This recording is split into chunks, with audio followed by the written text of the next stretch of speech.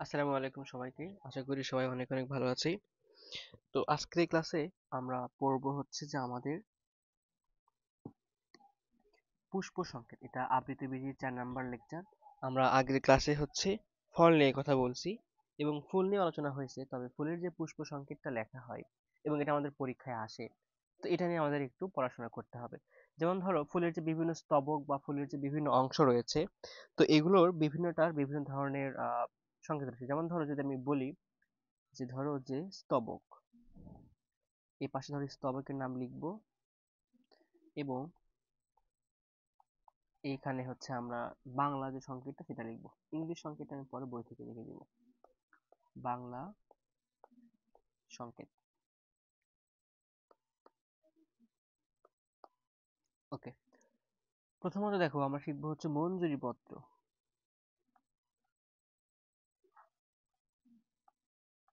মঞ্জুরি পত্র, এটা কিভাবে আমরা এখান থেকে নামকরণ করতে পারবো? দেখো, মঞ্জুরির ম, পত্রের প, আমরা নিব হচ্ছে ম প।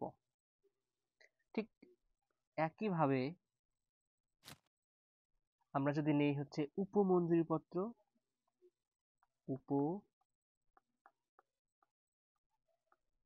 উপমঞ্জুরি পত্র, তখন দিব হচ্ছে উ ম প। আশা করি কিভাবে নামটা হয় বুঝতে পারছো, যে উ ম এবং হচ্ছে প। এরপরে ধরো যে কোনো একটা ফুল হচ্ছে আহ এক প্রতিসম, এক প্রতিসম। তো এটার জন্য আমরা একটা সাংকেতিক চিহ্ন ব্যবহার করি। সেইটা হচ্ছে ভাইয়া যে আমরা এরকম দিতে পারি, অথবা এখানে পার্সেন্ট দিয়ে বোঝানো হয় যে এক প্রতিসম। ওকে, এরপরে ধরো এই ফুলটাই এই এই হচ্ছে যদি এরকম হয় যে বহু প্রতিসম, বহু প্রতিসম, তো এগুলো কার পরে বসে এগুলো আমরা পরে যখন সংকেতটা লিখবো তখন বুঝতে পারবো। ধরো এবার ফুলটা হচ্ছে বহু প্রতিসম, তখন তার চিহ্নটা হবে এরকম।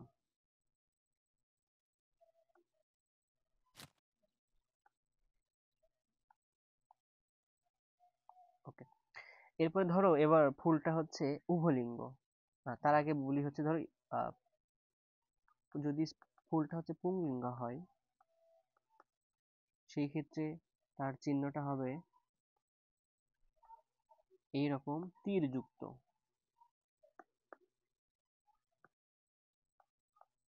কারণ পুরুষ মানুষ হচ্ছে তীর ধনুক চালায়, এই জন্য হচ্ছে তীর যুক্ত।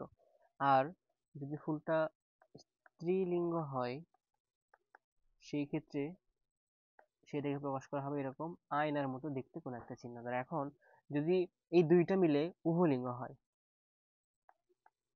উভলিঙ্গ ফুল, ওকে, তো তখন সেটা কি হবে? দেখো, সার্কেল আছে, পুরুষের চিহ্ন আছে এবং একই সাথে স্ত্রীর চিহ্নটাও আছে, এই জন্য এটাকে বলা হয় উভলিঙ্গ ফুল। তো দেখো আমরা আহ এইটুকু শেষ করলাম। এরপরে আসি ধরো ফুলের বৃতি। তো বৃতিকে প্রকাশ করা হয় বি দ্বারা। তারপরে যদি হয় সেটা উপবৃতি, উপবৃতি, সেখান থেকে ও নিব বি নিব, তাহলে কি দিব? ও বৃ। এরপরে ধরো এবার হইলে হচ্ছে যে আমরা একটু ছোট করে নেই এগুলো,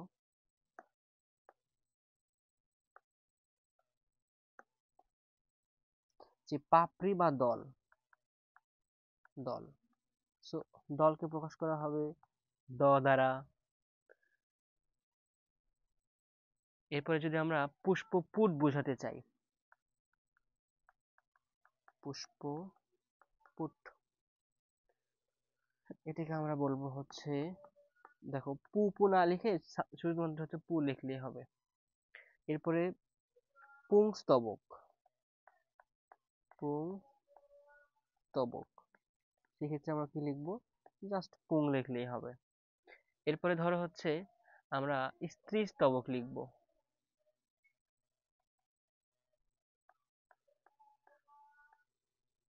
স্ত্রী স্তবক,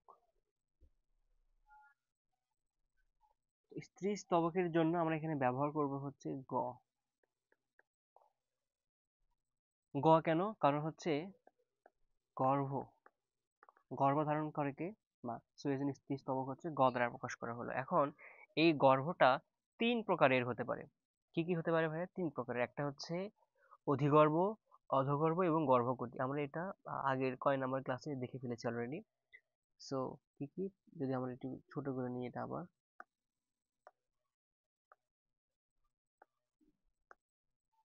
যে ধরো অধিগর্ভ, এরপরে হচ্ছে অধগর্ভ, তারপরে হলো গর্ভকটি। গর্ভকটি এবং এগুলো কিন্তু গর্ভাশয়ের প্রকারভেদ। এগুলোকে কি দ্বারা প্রকাশ করা হয় দেখো। তো স্ত্রীস্তবক বা গর্ভাশয়কে গ দ্বারা প্রকাশ করা হলো। ওকে। এখন এই যে যেটা অধিগর্ভ, যেটা অধিগর্ভ সেটার গ এর নিচে টান থাকে, যেটা অধগর্ভ সেটার গ এর উপরে টান থাকে, আর যেটা গর্ভকটি গর্ভাশয় সেটা হচ্ছে গ এর সাইডে টান থাকে। বোঝা গেল এটুকু? ওকে। এরপরে ধরো আমরা যখন অসংখ্য ব্যবহার করি, যে ইনফিনিটি মানে অসংখ্য, তো এটা তাও লিখে দিই, যে যদি কখনো অসংখ্য ব্যবহার করতে হয়, অসংখ্য, তো এটা দ্বারা তখন আমরা ইনফিনিটি চিহ্ন ইউজ করব।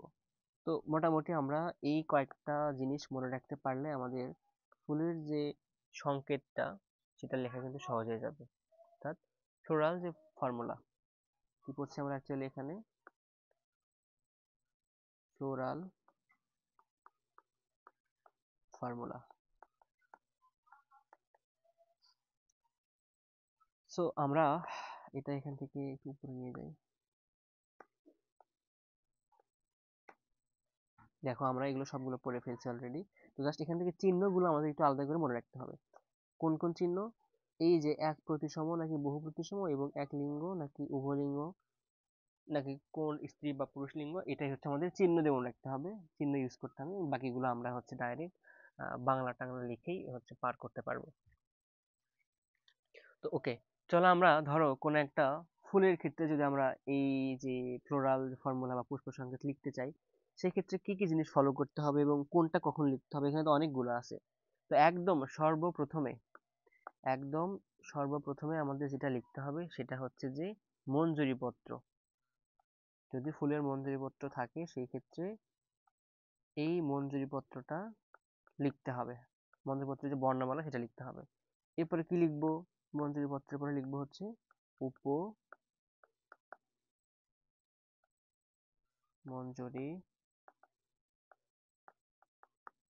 পত্র। এরপরে কি লিখবো ভাইয়া? এরপর আমরা দেখো এক প্রতিসম নাকি বহু প্রতিসম, এটা সংকেত দিয়ে বোঝাবো, যে এক বা বহু প্রতিসম। আচ্ছা, এরপরে কি বুঝাবো? এরপরে বুঝাবো যে এটা লিঙ্গটা বোঝাবো। এক লিঙ্গ, না এটা ধরো তোমার হচ্ছে যে কোন লিঙ্গ, সেটা স্ত্রী পুরুষ নাকি উভলিঙ্গ সেটা বোঝাবো। ওকে। 5 নাম্বার স্টেপে গিয়ে আমরা এখন দিব হচ্ছে উপবৃত্তির সংখ্যা, যে এর উপবৃত্তি আছে কিনা, উপবৃত্তি লিখবো। তারপরে 6 নাম্বারে লিখবো হচ্ছে বৃত্তি। এরপরে 7 নাম্বার, 7 নাম্বারে আমরা লিখবো হচ্ছে দল বা পাপড়ি। 8 নাম্বারে লিখবো হচ্ছে পুংস্তবক। 9 নাম্বারে দেখাবো যে স্ত্রী স্তবক। তাহলে দেখো সিরিয়ালটা বুঝতে পারলা কিনা দেখো। প্রথমত আমরা কি নিয়েছি? মঞ্জুরি পত্র, এরপরে উপমঞ্জুরি পত্র, তারপরে সেই উপমঞ্জুরি পত্রের পর আমরা দেখাবো এটা প্রতিসম কিরকম এবং লিঙ্গটা কিরকম। তারপরে দেখাবো আমরা উপবৃত্তি, তারপরে বৃত্তি, তারপরে দল, তারপরে পুংস্তবক এবং ফাইনালি হচ্ছে স্ত্রীস্তবক। যেমন ধরো আমরা যদি কোনো একটা জবা ফুলের ক্ষেত্রে লিখতে চাই, কোনো একটা জবা ফুল, ধরো আমরা একটা জবা ফুলের বিন্যাসটা এখানে লিখবো। Which color should I use? ধরো জবা, জবার সংকেতটা দেখো, এর সংকেতটা কিরকম আগে লিখে দিই। পুষ্প সংকেত। আচ্ছা, তো দেখো পুষ্প সংকেত লেখার আগে জবা সম্পর্কে আমাদের কিছু ফান্ডামেন্টাল জিনিস আমরা জানি কিনা।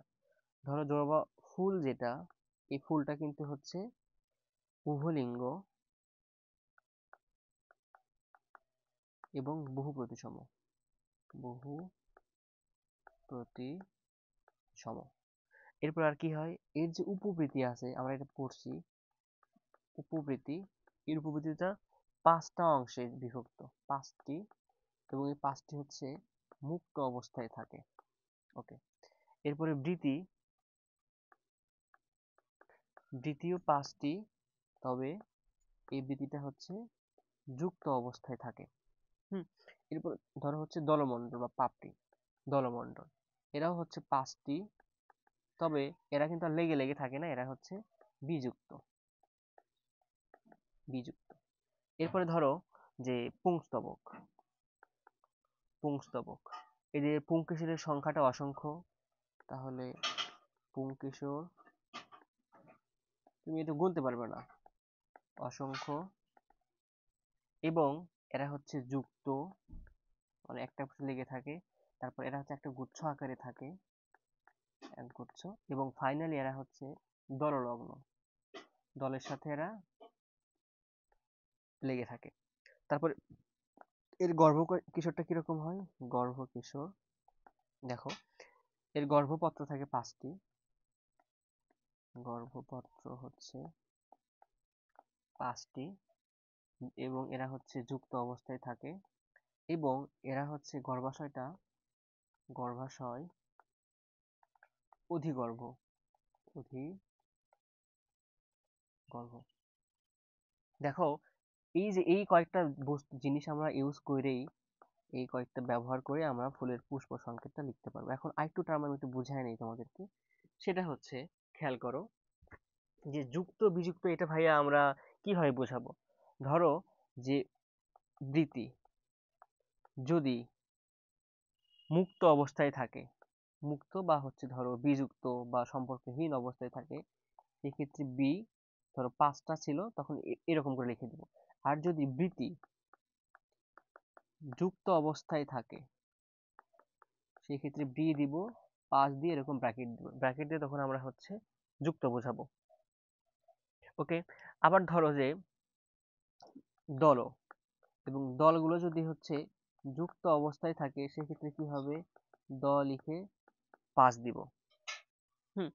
আবার এবার ধরো হচ্ছে যে ঘটনাটা ঘটলো যে এই দললগ্নগুলো পুংস্তবকের সাথে লেগে আছে, মানে সাথে লেগে থাকলে সেটাকে বলা হয় দললগ্ন, লেগে আছে, দ্যাট মিনস দললগ্ন। এটার সংকেত কিরকম হবে, দেখো প্রথমত দলগুলো এভাবে ছিল, এবং তারপরে কি করলো, পুংস্তবকের সাথে এরা হচ্ছে লেগেছিল। ওকে, দিলাম, এবং এরা যেহেতু দললগ্ন, এই জন্য এদের উপর একটা এরকম আমরা বার দিব বা টান দিব। ওকে,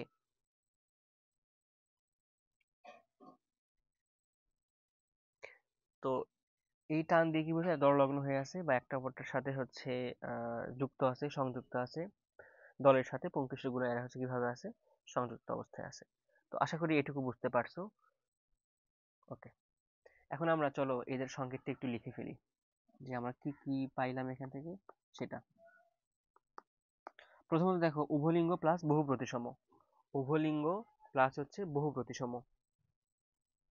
তো এই জন্য আমরা আগে কি করি, উভলিঙ্গটা আগে হচ্ছে বহু প্রতিসম, মানে এই চিহ্ন দ্বারা বোঝায় বহু প্রতিসম। এরপরে উভলিঙ্গ চিহ্ন কোনটা, এটা হচ্ছে উভলিঙ্গ। ওকে, তারপর উপবৃত্তি হচ্ছে 5টা মুক্ত, তার মানে উ বৃ 5। আবার বৃত্তি 5টা যুক্ত, এটা হচ্ছে যুক্ত, বৃ 5 ব্র্যাকেট। এরপরে দল 5টা, এবং তারা হচ্ছে আবার বিযুক্ত, মানে যুক্ত না, মানে ব্র্যাকেট হবে না।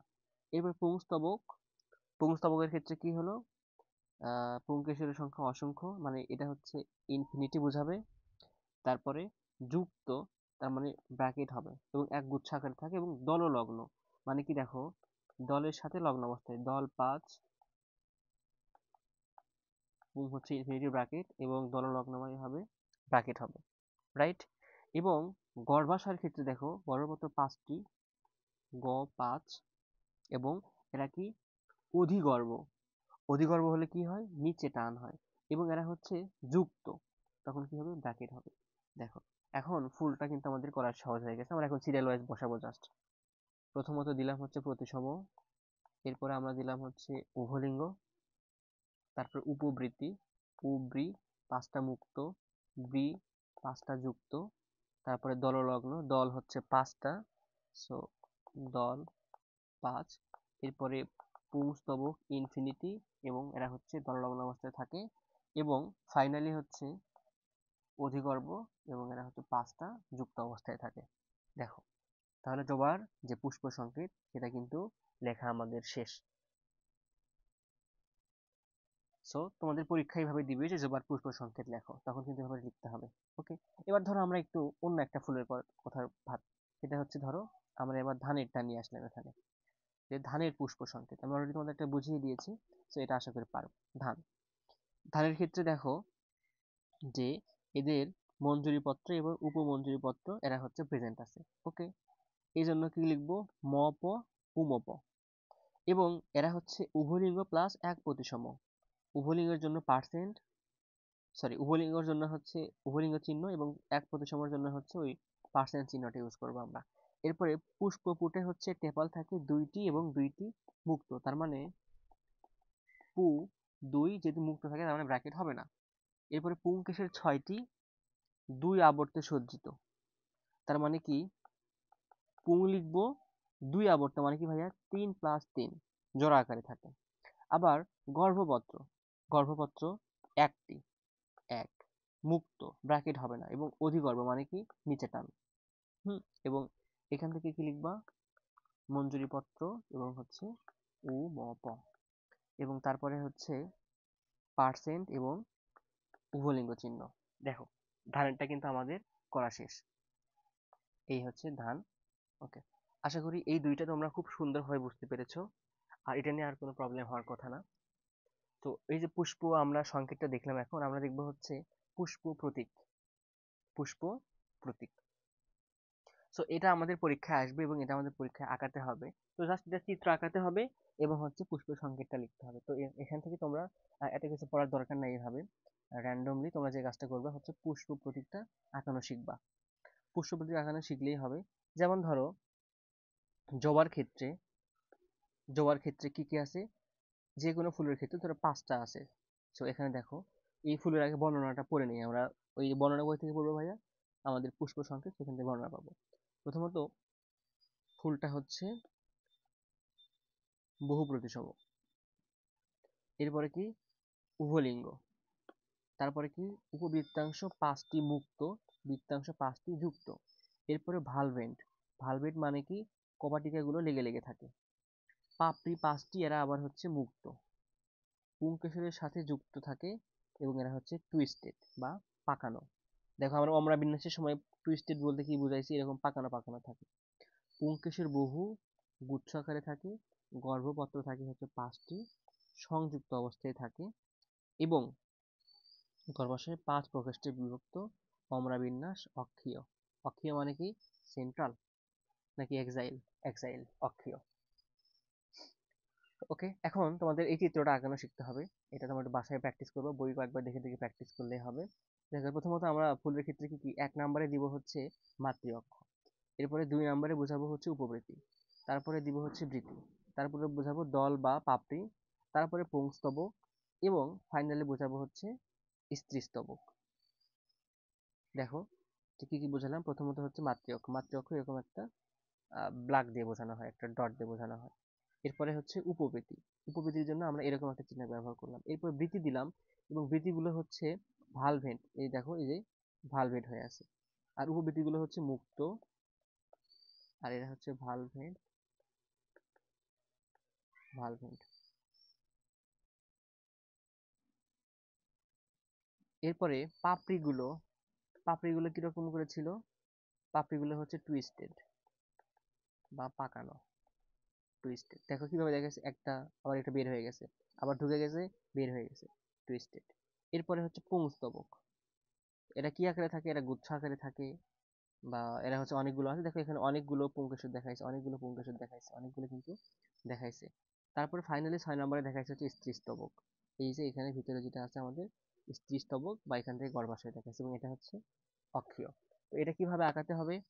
আহ এটা তোমাদের হচ্ছে বই থেকে দেখে দেখে কয়েকবার প্র্যাকটিস করলে তোমরা পারবা। এটা একই সাথে প্র্যাকটিক্যালেও আছে, আমাদের প্র্যাকটিক্যাল ক্লাসে এটা শেখানো হবে।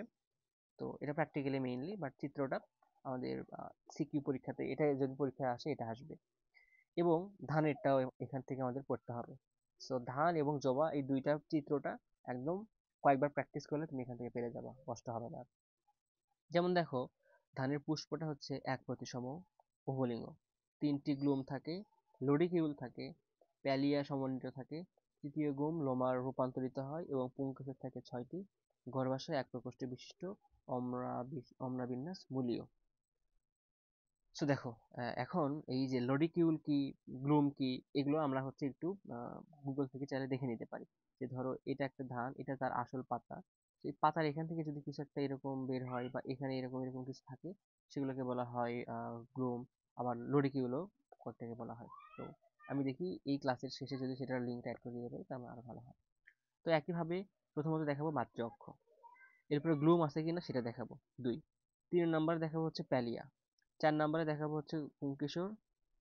এরপরে 5 নাম্বারে হচ্ছে গর্ভাশয়। এবং নিচের দিক থেকে আমরা প্রথমে দেখাবো হচ্ছে গ্লুম, তারপরে দেখাবো লেমা, এরপরে দেখাবো লরিকিউল।